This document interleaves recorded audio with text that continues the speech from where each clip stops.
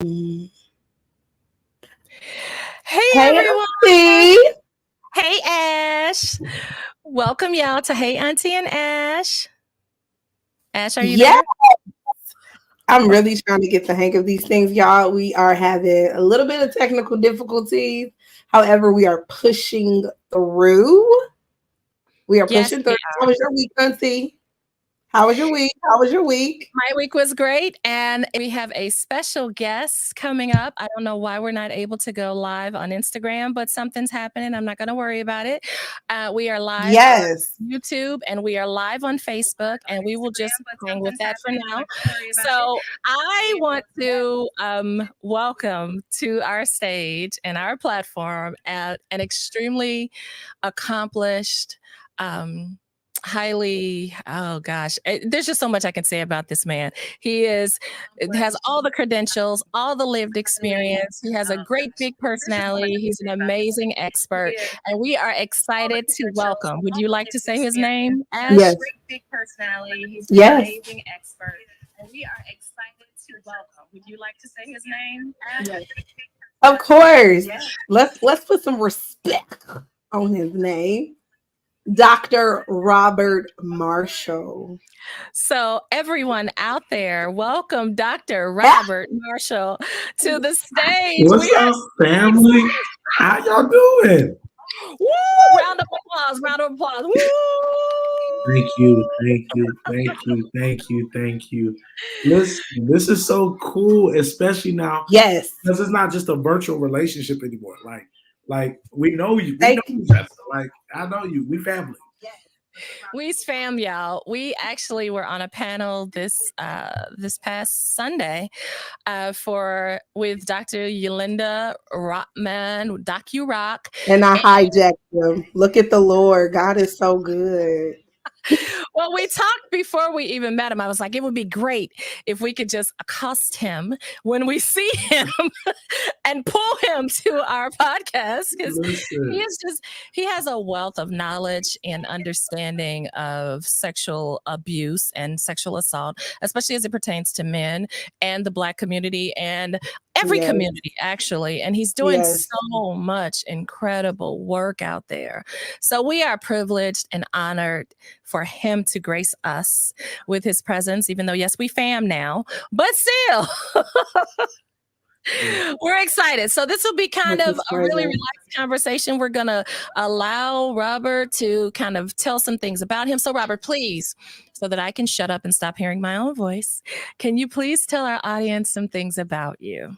listen. First of all, my head is hurting right now because this.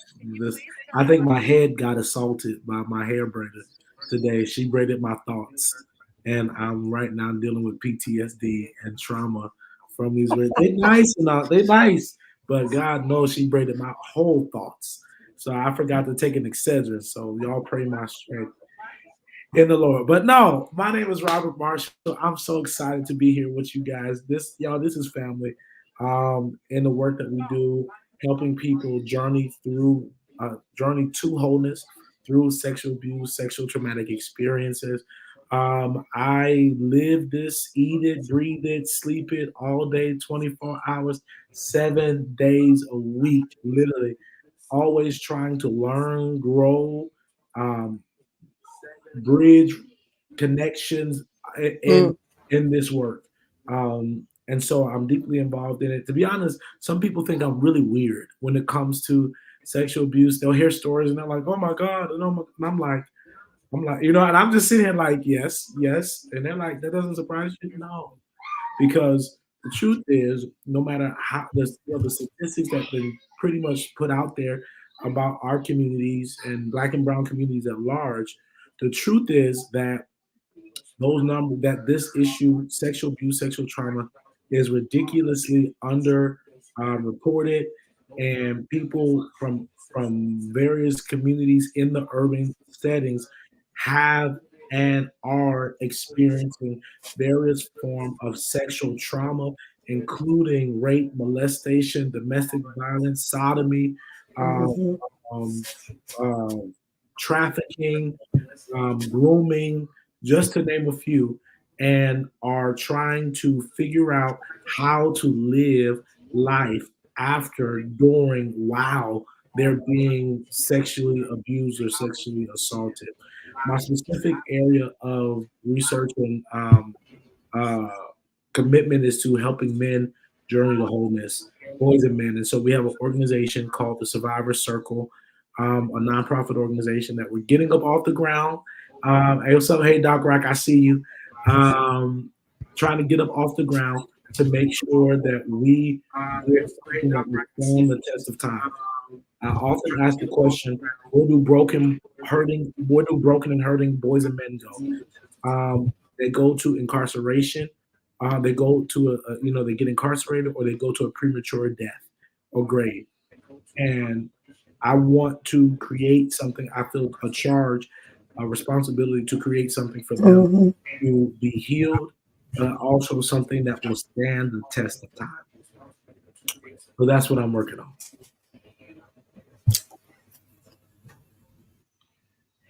Woo, I'm tired just hearing everything he just said, let alone leading all of these efforts. Now you guys see a little snapshot of why we're so impressed by the work he does, because this is not easy work. And even with Robert saying, Dr. Robert, we're family. We's family, y'all. But even with him saying people look at him as if he's weird, we really want to remove the stigma. That's the whole point of his work. It's to make sure that no one feels alone, and especially men. And also that we remove the stigma surrounding sexual abuse and sexual violence, sexual assault, because it's not the victim's fault. So it's not this scarlet letter that the victim should carry of being weird or different, or, oh, I don't, that's too heavy. And what's wrong with him? Why is he so openly talking about it? I can venture out and say that he openly talks about it because I'm sure there were moments and times and hours and days and weeks and years possibly where he couldn't talk about it. Correct. Where he did feel like something was wrong with him, where he did feel alienated, ostracized, and pushed to the side. So that's why we're here tonight. It's not for a humdrum conversation. We all have huge personalities. You'll hear humor, you'll see our personalities, and also that we sound the alarm, that we bring awareness. And Ash and I are both wearing our T-shirts from the panel, and DocuRock is in the comments. Y'all didn't tell me. I sent it to you. I think I text you. No, I didn't text you, but I think I sent it in the DM. I said, we're wearing our sweatshirts. By the way, you totally don't have to, but we're wearing our sweatshirts from Dr. Okay, you're not supposed to check me on the line. You're not supposed to do that. It's all in love. It's all in love. You're not supposed to do that. You were just going to throw me out there, though. That was a big ass, what is it? As mentioned prior communication. As previously privately mentioned. See, but he was going to throw me out there. You see that? You see that? Men, protect Black women. Protect Black women. Anywho, Ash, can you hear us now? Just call her Mentor Michelle. Get her back.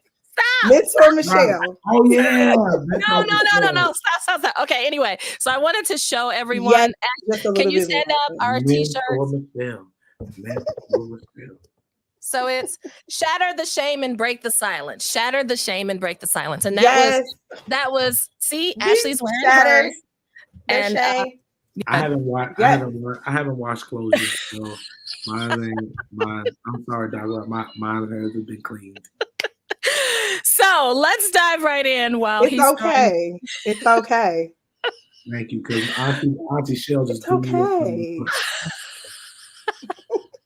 And I guess I would be considered your auntie too, right? I'm 52 now. Listen to this. Oh my gosh. Out here with the chillins. Anywho. Auntie, can I borrow some money? Auntie, can you pay one of these bills?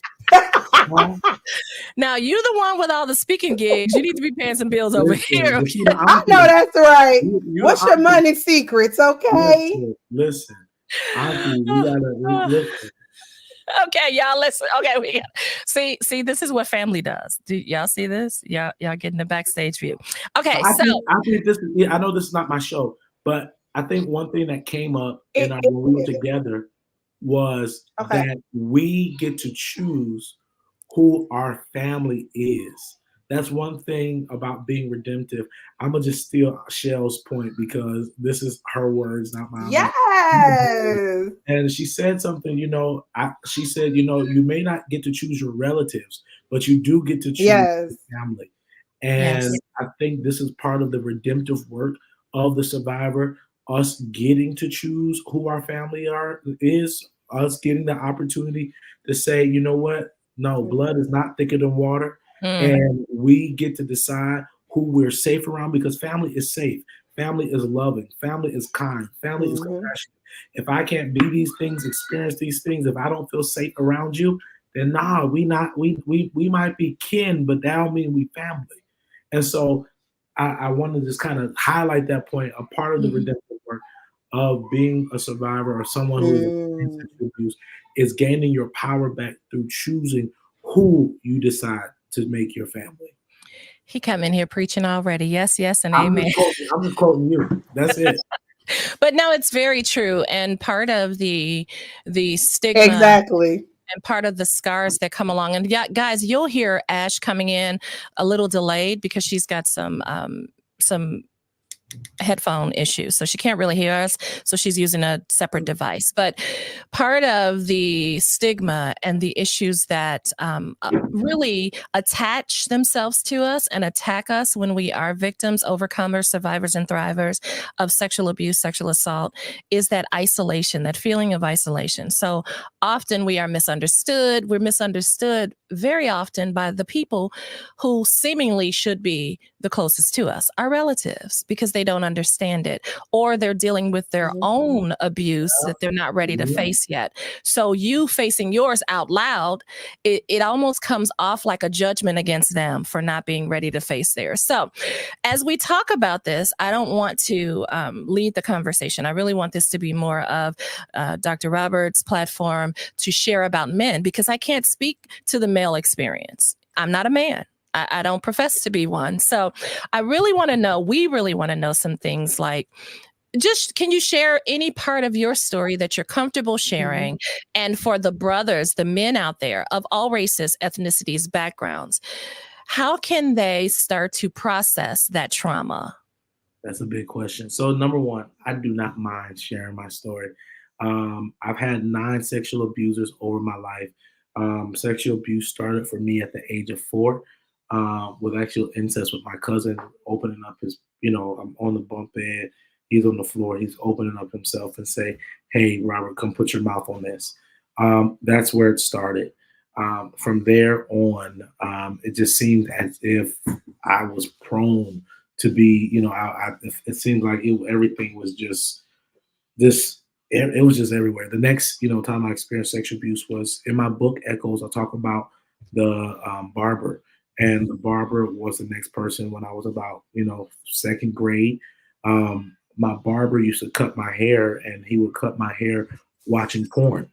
And so I was introduced, through sex at 7, through watching porn, and then that watching porn while he's cut my hair um, turned into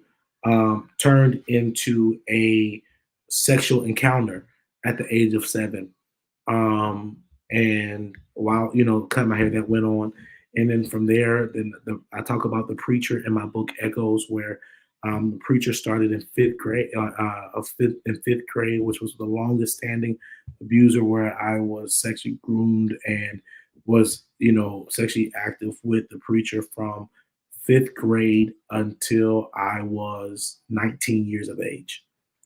While that, the teacher, I named these people because I haven't, said names. I have the teacher who was a woman that I didn't even realize was an abuser. I didn't think about it because it didn't take the same form as the men or as the male. And so I started dating the teacher when I was 13, and she was 23 when we started. And we dated for about 6 years, 5-6 years. Sexually active throughout that time. I'm sorry, Robert, and I really want to be respectful to you sharing your story, but I think that's a part that needs to that we need to highlight a little more. Can you restate what you talked about with the teacher. All of those are traumatic and horrible, and sexual abuse, sexual assault. Yeah. And I think it's very common that last portion, that last offender, it's very common, and men often don't see that even as a sexual assault or Yeah. abuse. So So could you please the truth is dive a about little? most boys and men who experience. So number one, women can be sexual abusers, right? That's Mhm, number mhm, one. There's a stigma, there's this misconception that women cannot abuse. And when we often think about abuse, we're talking about children, but there are women who still abuse adult males. They can abuse them through blackmail. They sometimes can abuse them through if there's children involved. They can abuse them by saying stuff like, "Hey, I won't let you see your kids if you don't sleep with me." Right? They can blackmail. They can use power if there's power dynamics. Oftentimes, black and brown men in our society as adults are seen as sex figures, right? And so, black and brown men alike, seen as sex symbols, oftentimes may experience various types of sexual abuse and domestic violence. That's a big one. But most men who experience this as boys or who are groomed as boys don't understand it, don't see it, don't comprehend it. Number one is because in most urban communities, when a boy is groomed or introduced to sex prematurely by a woman, it is seen as an introduction to masculinity and manhood.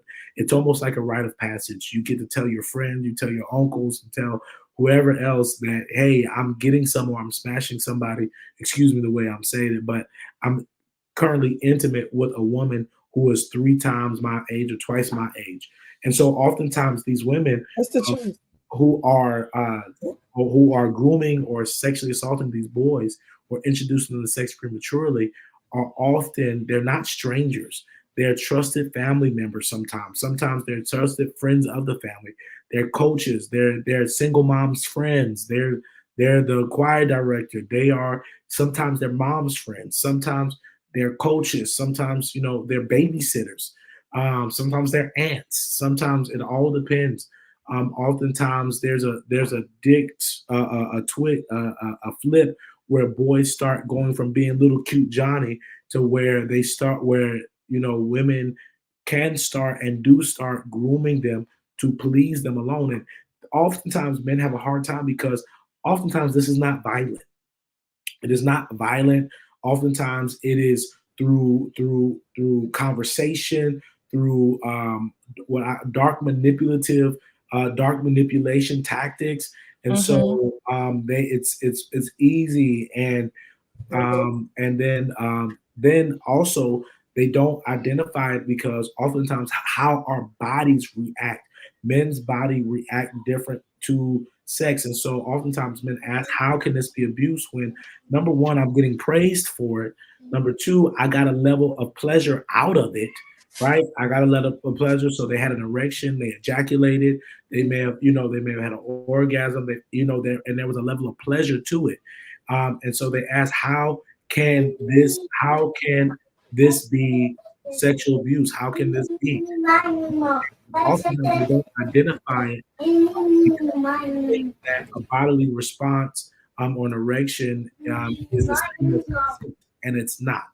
And oftentimes, if this was the case for a little girl and an adult male, we'd be, calling the police, or at least hopefully, right, somebody would be upset about it. But the standard is so off that for boys and who are, or men even, who are experiencing sex with older women like that, we have nicknames. We call them cougars. We say you're robbing the cradle, right? Amongst women, I got me a young tenderoni, right? Like it's all, and there's jokes about this stuff all the time in our, I see it on social media all the time where, where the boy, the teenager is sleeping with the cougar and she buys him the PlayStation and buys him all, and not realizing that there are power dynamics there that oftentimes the boy cannot articulate. And especially if he's coming from a lower socioeconomic class, He's seeing this as a way up and out. Mhm. That way up and out comes with a price, and it's oftentimes a price that he does not have the cognitive skills to understand or comprehend.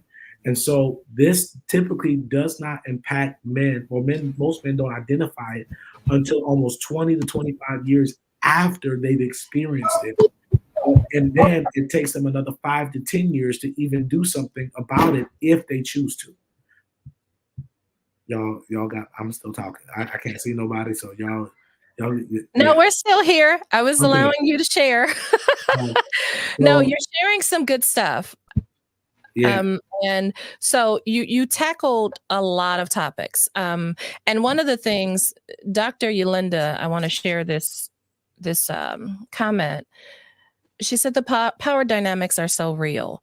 And there's power dynamics, there's grooming, there's these individuals in position of power and prosperity. Sometimes with the grooming, it's what they can give you, what they can do for you. If you're a struggling child in the inner city, I'm going to make life easier for you if you just do this, that, or the other.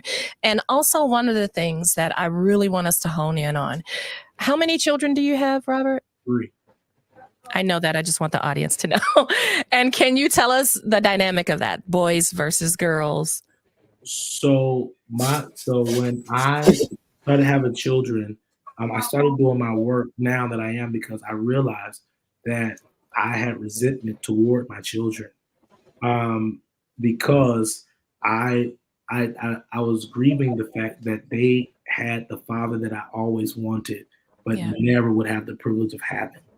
And so I love my children.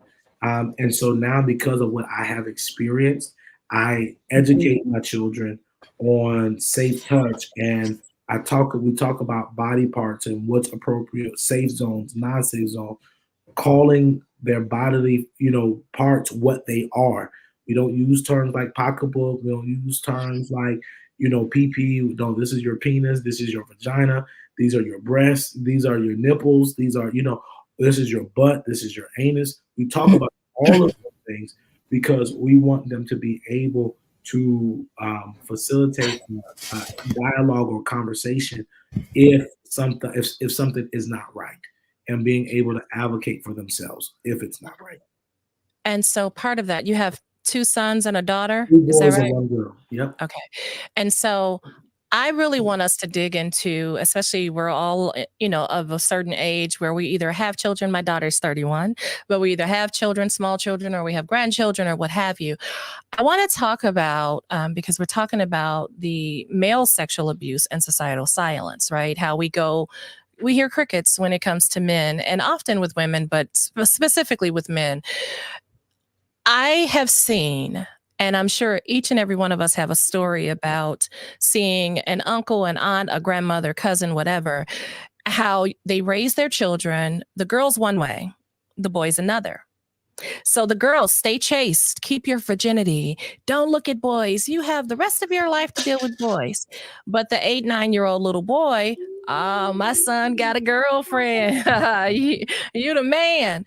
And it's basically saying it's okay to be sexual at an early age. It's okay to have these feelings and desires. So do you think that it creates a conflicting conversation or narrative with the child when you're telling them of the boy it's okay? So then this boy has a babysitter that's 18 and he's 11 and she's feeling on him, and he's thinking, well, my dad said it's okay for me to have a girlfriend. Do you think that's a conflicting message? For sure, it is a conflicting message, because there was a quote, and I can't quote it right off bat, but they often said we raise that mothers that in our communities we typically raise our daughters, but we allow our boys to grow like weeds. We don't tend to them. We allow them to explore. We don't create boundaries for them. And oftentimes they're not protected. And this is what, oh Lord, I felt that. Yeah. Yeah. Oftentimes boys are not protected because they are often, and it goes, and I don't know how deep we want to go into this. Oftentimes boys are not protected in urban communities because most women did not have men in their lives, right? Between the 70s, 80s, 90s, the whole absentee father period, a lot of women did not grow up with fathers, so did not know how to raise boys, how to protect boys, how, right? And if boys had examples, right, because of laws and issues, whatnot, the black man, the brown man was not typically in the household, and if he was not a healthy man. And because most of us did not have healthy men in our lives, it broke us in places, and it broke how we dealt with men, how we see men, and how we protected our boys and our children. And so for most of the time, most boys who are groomed or who are children, man, they wind up living, I called it being discipled in dysfunction, where they have this freedom to go and be, where sometimes they're absent of responsibility, they're absent of accountability, and they're just kind of left to themselves to figure it out. Yeah. And that creates a perfect space for sexual abusers and groomers to not only identify but pounce on those young boys. Absolutely. So we have established, and the things that you've encountered, it's difficult for me to even say because I have my own experience, but I'm not a man, right? And I know the dynamics surrounding being a black man in America and the strength aspect, right? If you hurt, you're not strong. When it's actually the polar opposite. It's the strong man is the man that can say that hurt me. That's the strong man. The strong man is the one that can expose his pain and then seek help. So we want to redirect the narrative, recreate the narrative surrounding men of color, specifically black and brown, but all men also, that it is a form of strength. It's a sign of strength when you can bring some air. You can air out your stuff without it being in anger, without expressing anger. And also, if you are angry, being able to express it in a way that's productive. So, with that being said, everything that you've dealt with, I'm thankful to God that you're here and you are putting that pain into promise. You're creating it. You're breaking generational curses even for your own children, right? You're creating new generational habits. Yeah. You're creating new generational traditions. Can I tell you something? Go ahead. I just didn't want to hurt anymore. Yeah. Can you say that again, please? Yeah. For all of us, not just the men, but the women too. I just didn't want to hurt anymore. I didn't want to. You felt that? Like, listen, I felt it because you have people who sometimes won't listen to these kind of broadcasts. You have people that, and most people have been through it, or they know someone who has, or they have a child or a parent or friend or something. But it's this stigmatized conversation. And also what the thing that accompanies it often is for the survivor, well, just get over it. Can I say something? Please. I got tired because I realized I was giving and giving and giving, and I didn't have anything to give. I didn't have anything else. And I forgot about this. I don't normally talk about this, but I remember what started. I was experiencing the impact of trauma through self-sabotaging behaviors that I did not understand why. I did not understand why I kept sleeping with people that I wasn't attracted to. I kept trying to figure out why did it become a power game? Yes. After a while, it wasn't even about the sex anymore. It was, and I'm talking. I mean, y'all gonna get the real one. Like, it wasn't even about sex anymore. It was the need of feeling like I was in control. It was the need to want to be wanted, to want to be embraced, to want to be seen, to want to be heard, to want to feel safe. And so I remember all of the things that I was doing and did, and not realizing that it was because I didn't feel like Lord Jesus. I didn't feel like I was worth anything. Yeah. I wanted to be loved. Yeah. And the only way that I thought that someone would love me was by being able to sexually appease them. Listen. See, these conversations are necessary because he's speaking from the male perspective. But you could have removed his voice and included minor Ash. You literally could have just changed the tone of his voice and made it a female voice, and it would have been the same story. Because this horrendous act, this horrendous offense, it has the same roots. It might happen to a different person, but it's the same roots. Even when Robert talked about the sexual response, we talked about this on the panel Sunday. Women have a sexual physical response also. Right. And so we walk away with this shame. And then when you speak up, individuals are like, oh no, don't talk about that. That's obscene. It is obscene. It shouldn't happen. Ever. Here's the thing. This is the part this is the first time I think I'm gonna talk about this because I never realized it. I tried so much and for so long to get God to love me. Mm. Woo! And approve of me. Subconsciously not realizing that this issue that I was dealing with, I felt like I was always dirty. I was always nasty. God was always upset with me, that I was always disappointing him. And to the point, at one point I said, the hell with it. What's the point? Yeah. And then you have preachers preaching on you, and the same preachers that's preaching on you is sleeping with you or trying to sleep with you. And I said one line in my book, what do you do when the person who's supposed to save you and the person who's abusing you are wearing the same uniforms? Mm. And for boys and for men, oftentimes, this is the reality.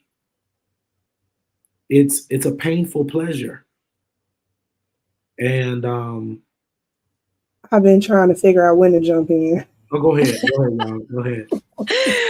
But this is what people don't understand.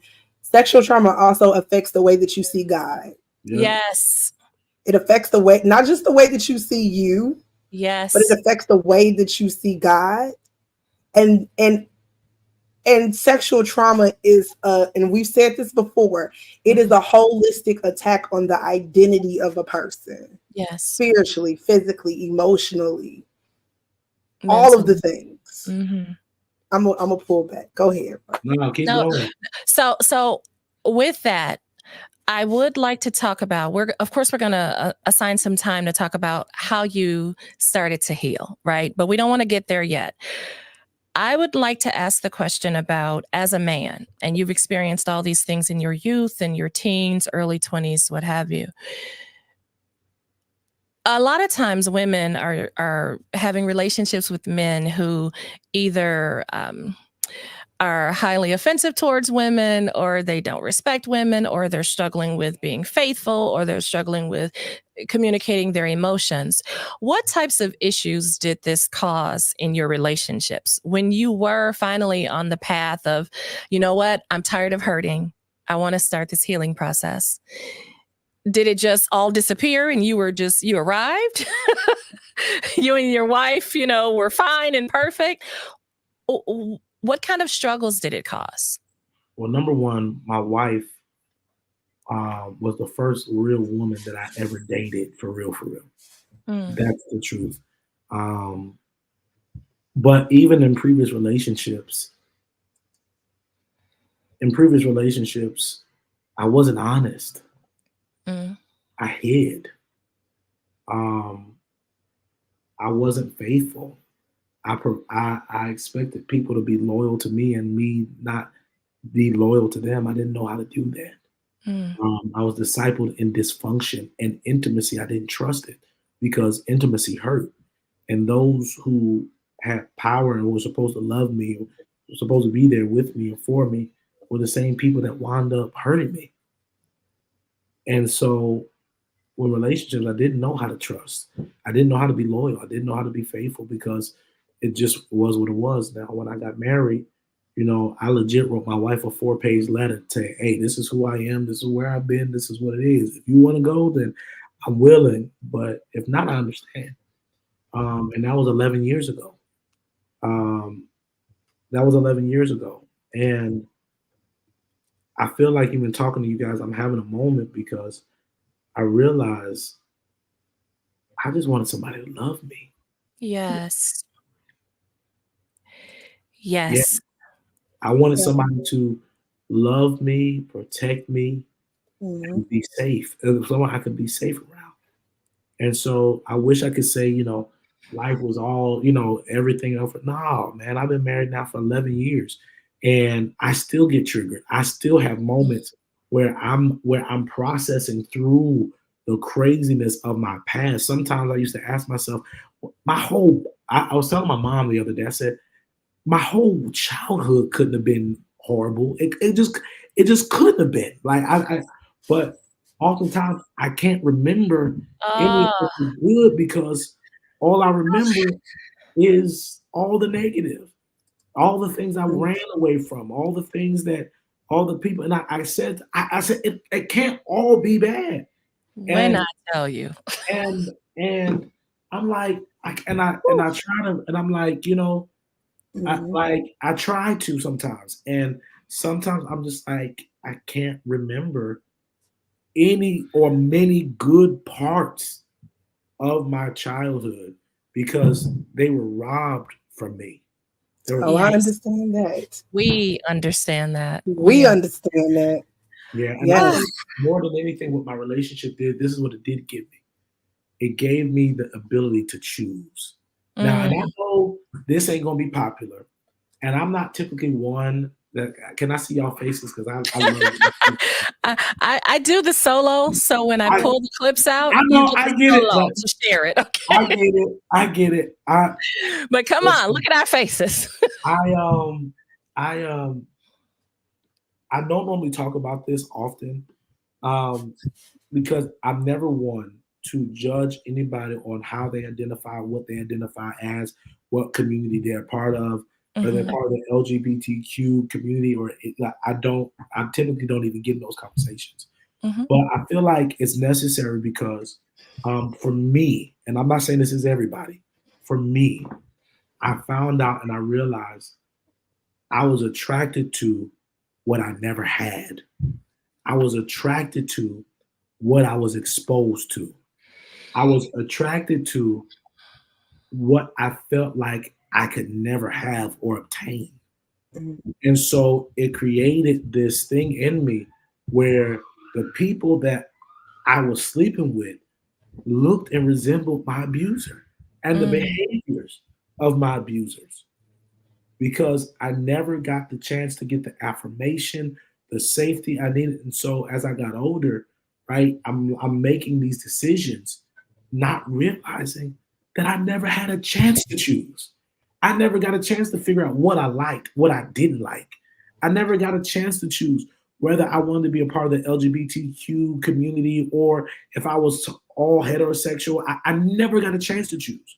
This appetite and what happens with men, or not just women, anybody, when your body is opened up to certain things as a child, and now it has tasted and seen of what that is, you got two responses. Fight or, you're either going to go towards it or you're going to go the total opposite direction. And for me, it was I ran in the direction because I never knew that it was normal for a little boy to be held, loved, kissed, and embraced by his father. Never knew that so because listen. Oh, I'm I sorry. never knew that. I never knew that intimacy and healthy touch was necessary for a little boy to feel safe, to feel seen, to feel heard. I never knew that. And so the only way I got that is through sexual interactions as early as the age 4. And at 33 to this day, I have a father who has never publicly acknowledged that I am his son, who still to this day does not want anything to do with me. with all these degrees on this wall, with all the accomplishments, still doesn't. And it created this cycle of me needing to be a people pleaser, needing to not only please people, in whatever ways they wanted, but also sexually at my own expense, just for somebody to say, Robert, you I just love do. you. Robert, I love you. Robert, Mhm. you're worth something. Not Mhm. knowing that I still, regardless, it was like a deep hole and pit, not realizing that it would never be fulfilled by another person. First of all, Well, I'm getting real and raw today. I'm not just, this is, yeah. first of all, there's so many things to unpack there.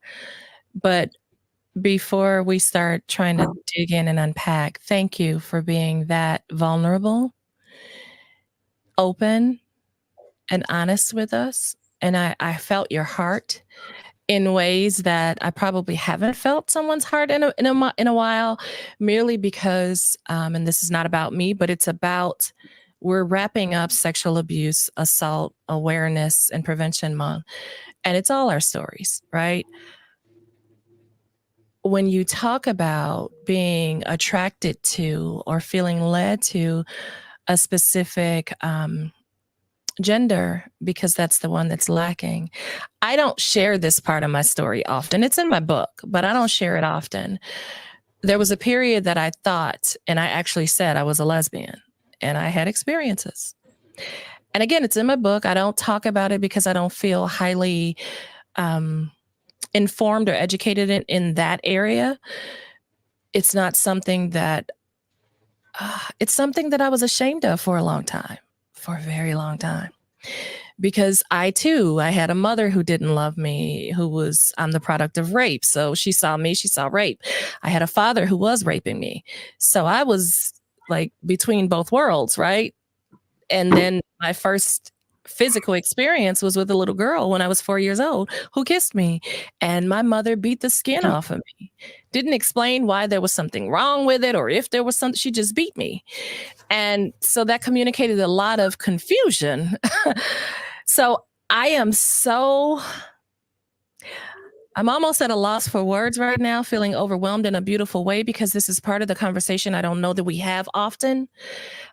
I don't think I've had it Thank publicly. you. Oh my gosh. Thank you, Rob. Seriously, thank you. And I didn't hear it. I pray, I hope, I believe that no one heard it as judgment or, Because it's you're not. It's saying not.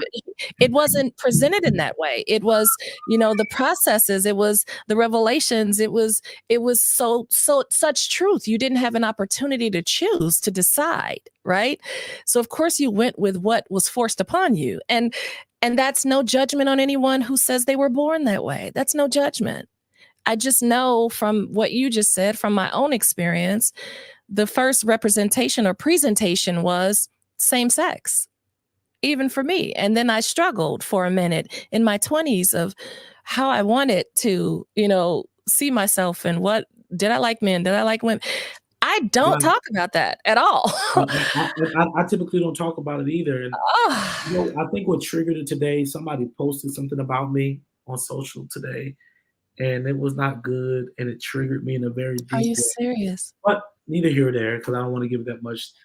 But it made me draw back. It made me scared, and I had to realize, number one, I'm not in that place anymore.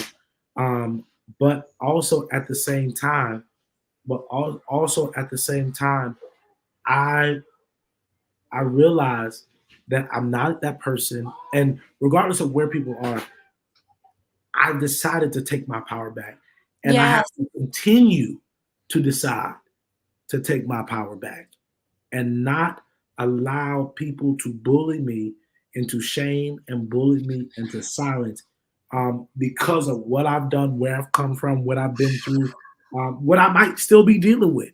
Right? Because it is my journey. I say this all the time: healing is the journey, wholeness is the destination. And let me tell you why most men don't talk. Most men don't talk about this because we're afraid of being found out. Yeah. We're afraid of being Mm. of confessing to what we don't know, not having control, not having. It's a whole bunch of reasons. But for the sake, and y'all getting me like real raw tonight. So today, Yeah. so in this show. So um I think this is necessary part of my story because, and I don't talk about it often because this part of me had to be redeemed also. Yes. Not not being ex-homosexual, not being ex, heterosexual, homosexual, no, or bisexual. No, it was about me choosing who I wanted to be and not who my abusers made me become because they were hurting and broken too. And not being ex anything, but being wholly who you are now. Who I am now. Wholly who you I desire don't to feel we be. are in this conversation, What did you say, Ash? but I do have a question. And it's kind of on topic, but it's not. But it's been ringing in my head for a long time, Robert. Do Okay. you feel like you're pastoring more now than you did before?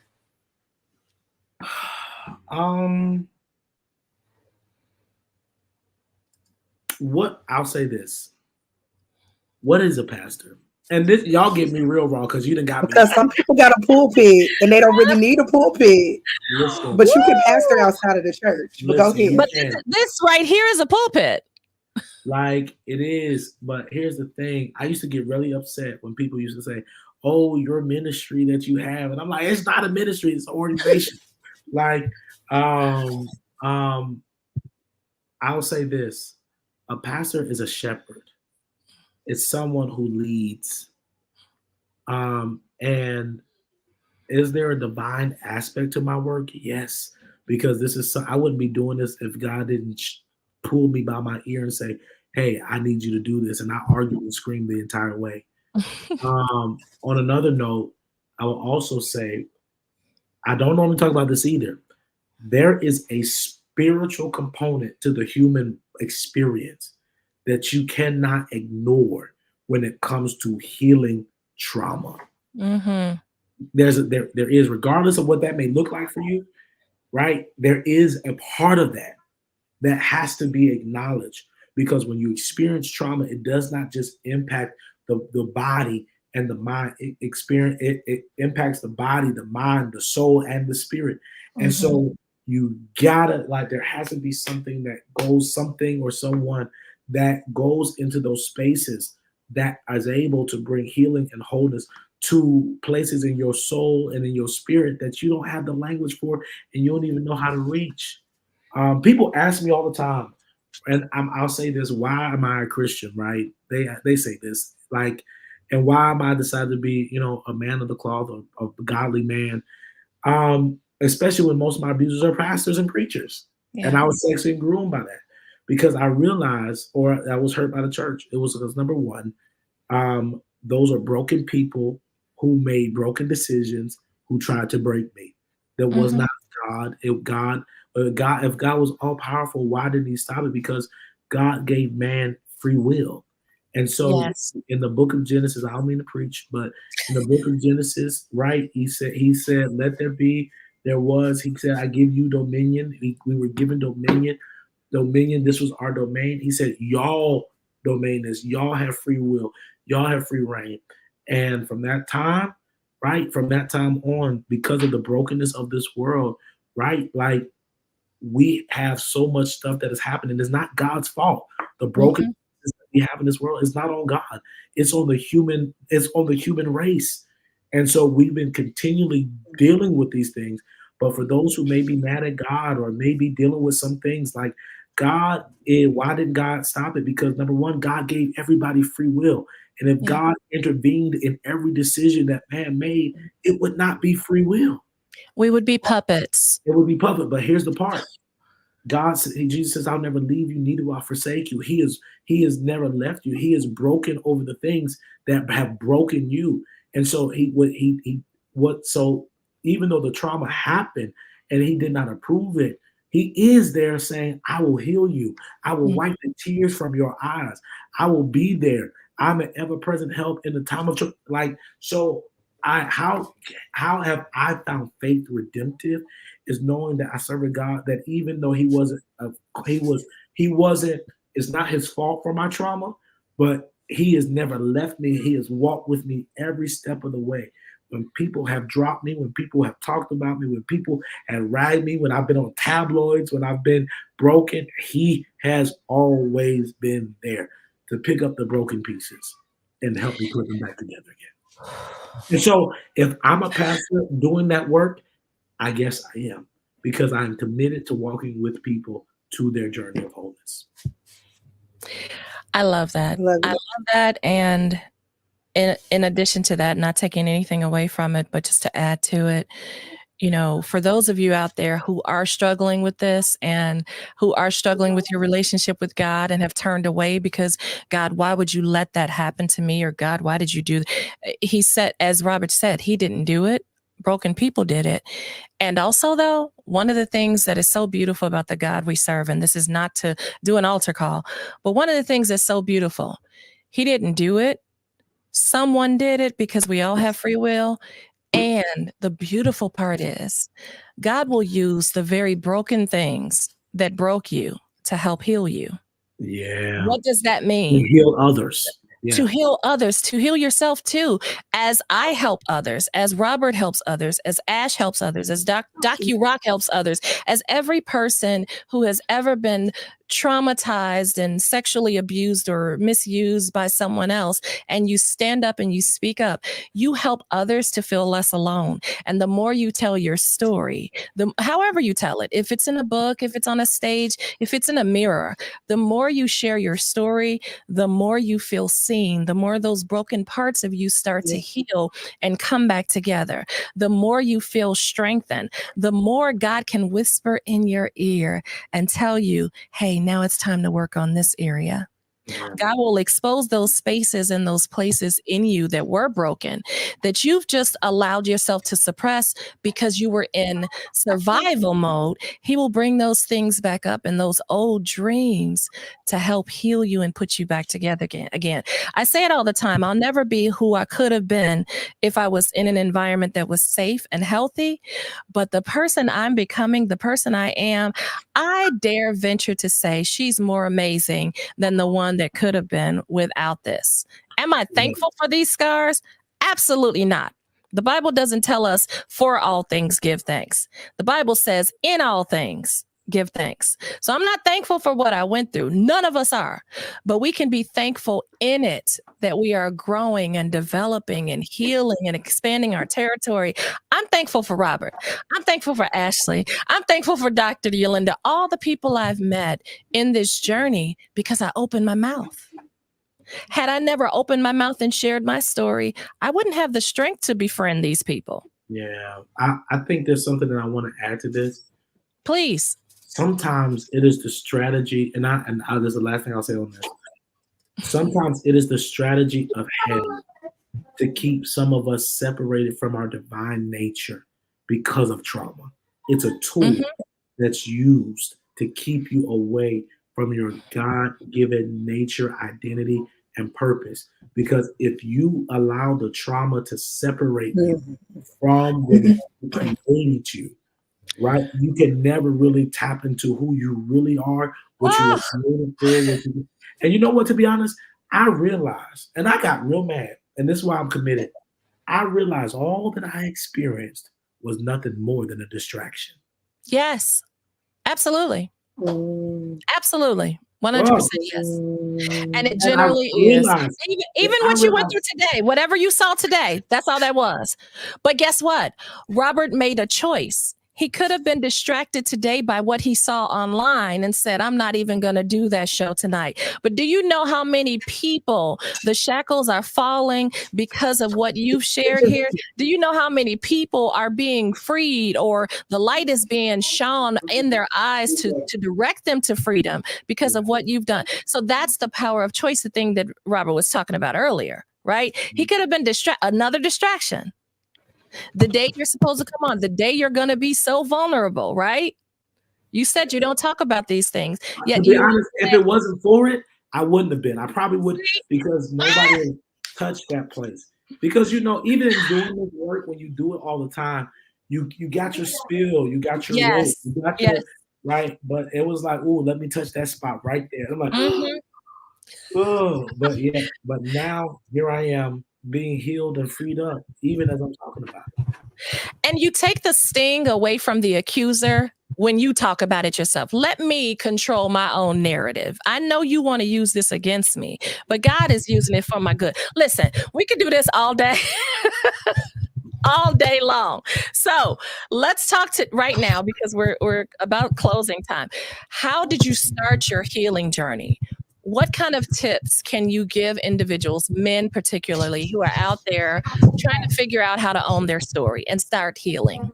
The biggest mistake that most men make that I talk to is most men, they feel like that a blunt or an alcohol bottle or sex can medicate the pain that you feel, and it can't. It can't. Um, you got to begin getting it out of you, regardless if it's a small step. Maybe it's just writing it. Maybe it's getting a notebook and just starting to write the thoughts. Because here's the thing about this stuff: the stuff doesn't go away. And so sometimes, some people, scientists do say, psychologists say, sometimes you just have a blackout. You can't remember it. But for those who are impacted by it, sometimes it's like being honest with your feelings, being honest with where you are and writing. Sometimes you can start through exercising. Sometimes you can start through having a conversation with a therapist or somebody, a trusted individual, to begin your process, to begin your journey. I would say start there. Of course, I would say get a therapist, right? Of course. But start slow. Call your best friend or somebody who's trusted and be honest with them about what's bothering you. And you can start that's and I'll just give the small bits. You can grab one of my books, Echoes, the stories of male survivors of overcoming sexual trauma. If you're a Latino male, you can grab one of our other books called Live, helping with live um, yeah live, helping Latino men find life and live again after experiencing sexual abuse, sexual trauma. If you're not a reader, you can catch my books on Audible so you can listen to them if you don't want nobody to know that you read them. If you're a wife or a mate or partner of somebody that you think or suspect it has, yo, listen, go grab my books, go grab some resources, right? We all have a number of resources that you can use to begin your journey. But here's the thing, Yes. just start it. Just start. Just start. I really have no words. Ash, do you have any questions before we go into all the things that Robert is working on? Like, there's just so many nuggets that you released. I got So my many. emotional support animal. See, she knows my dogs they're emotional support animals, so they know, and they'll just come and jump and just be like, yeah. I have mine too. She's actually with my husband, but I have mine too. I had to put her out. I didn't want her holding her in my lap, but that is beautiful. Yes, just start. Just start. Dr. Yolinda said, I'm going to just share this. And I did share the link to your book, Echoes. I've read the book, Echoes. It is powerful. So, well, I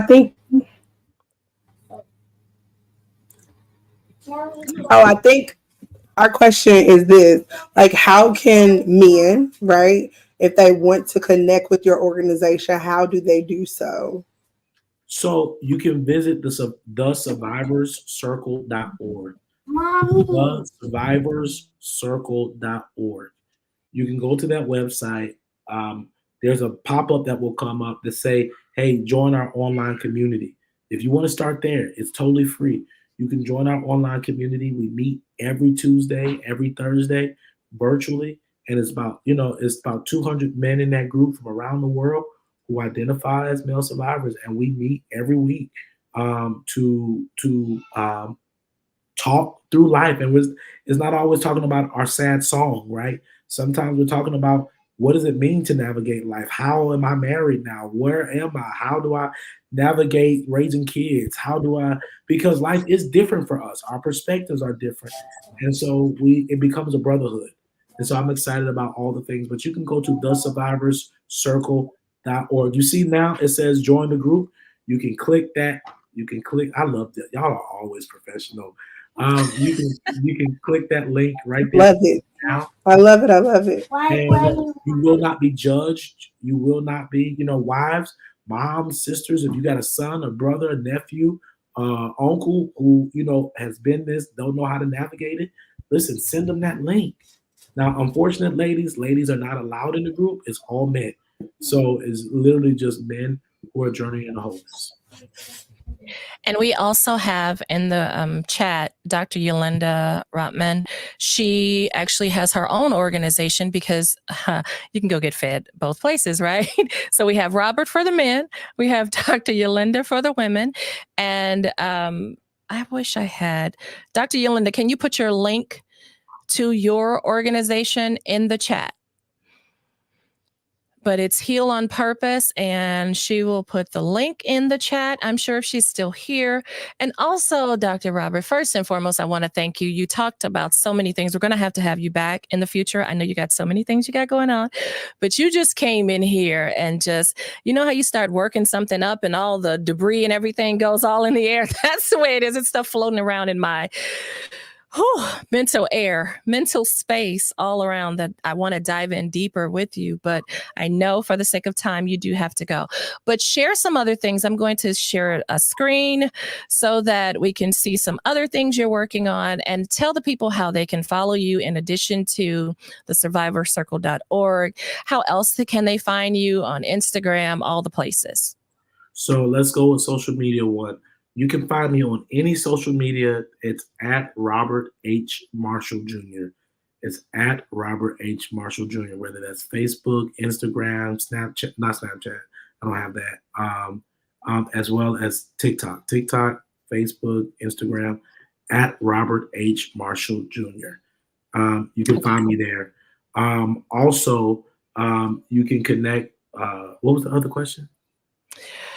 I know that you have Believe Like a Man. Can you tell us a little bit more about So I'm looking at Dr. Yolanda's my face is covered up by her. Let's stop presenting here. Stop screen. Okay. So yes. So Believe Like a Man is a new book. It actually has not been released yet. It is my newest book that I felt like I needed to write. And because I have typically separated the spiritual work, from being just like the trauma space.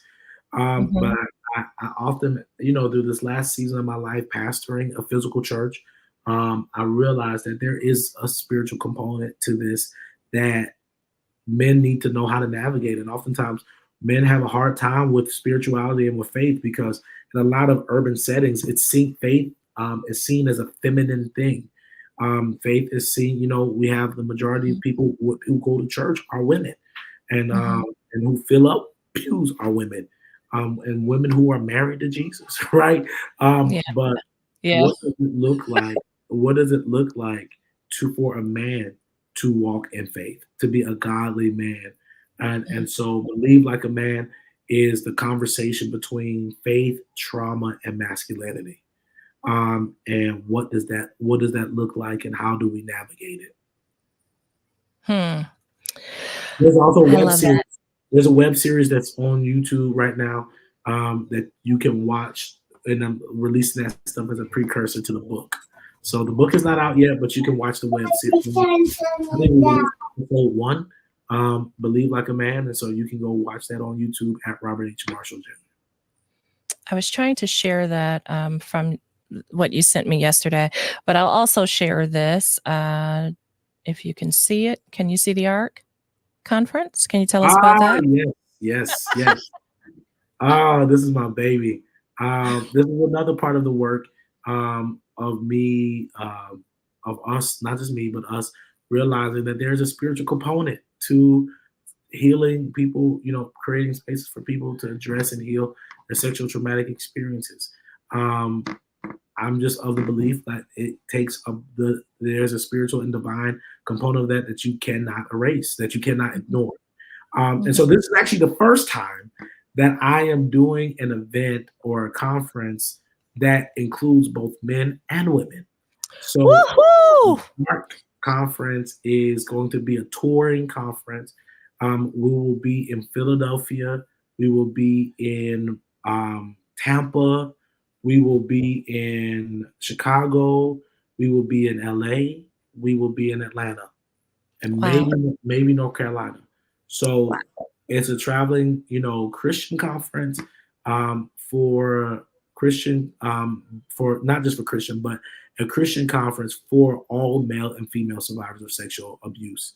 You can go to, if you got questions, our first one is going to be in Philly, and it's 2025. So you got some time to register now. Get your seat. I will say this: seats are extremely limited. We are only allowing 100 people, only because I do not want to lose the intimacy of dealing with this issue, which I believe is necessary when dealing with this issue. So people have already started registering for the conference for next year. We're only doing 100 seats. 10 people have already registered and they bought deluxe tickets. Wow. So like 10 people and it's not till next year, like, yeah, that's an indicator that that conference is going to be sold out. So y'all, you're my witnesses. I would love to be a speaker at either one of these. I'm putting it out there so y'all can hear. Hold him to the flame. Let's go. Okay, and then we oh have. My God, I was talking and I didn't know I was on mute. I'm sorry, y'all. You were on mute the whole time.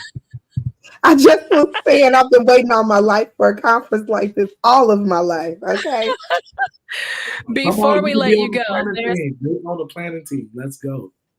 Yes. Before we let you go, we have more that we'd like to share just to show you all how busy this man is.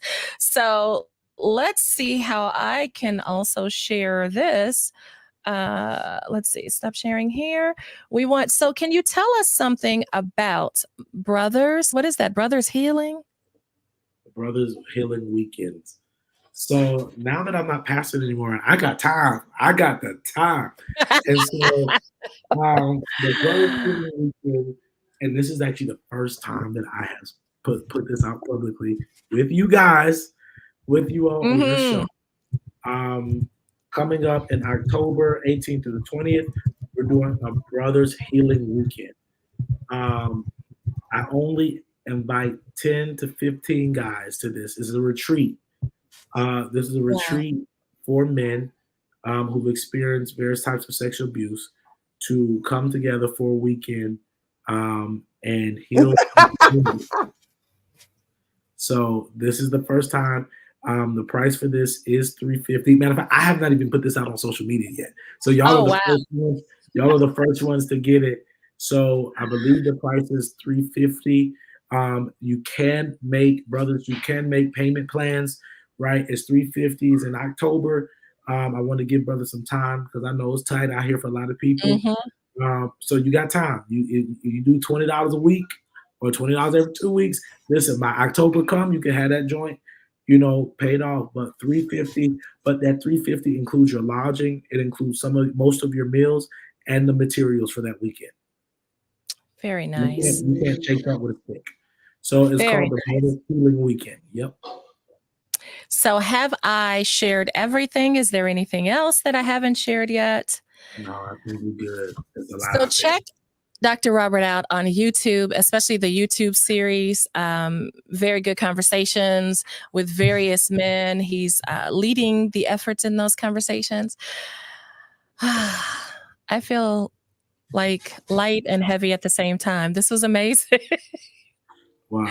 I feel heavy because there's so much more in some of the things that you shared that we will tackle, I'm sure, in the future. But you are amazing and incredible, and we're so thankful that you chose this platform to be so vulnerable and to just etch out a pathway for individuals to know that, first of all, they're not alone. And then secondly, to know that you're a resource. You're an individual that they can reach out to who is an expert, who also has his own lived experience and has various different opportunities and events and gatherings and meetups for men. So there's really no reason for a man to feel alone anymore in this space. I don't want no man to feel alone ever again. Yeah. That's amazing. Ashley, I've talked enough. I know your audio is still tripping. Can you close us out? Thank you, Robert. This has been amazing.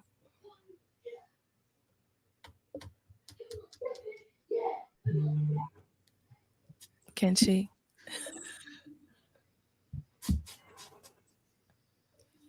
Yeah. Are we waiting on me? Yes. Y'all know I'm lagging. Are we saying goodbye to him? Yes. Bye, Robert. Thank you, wife. All right, let's close it on now.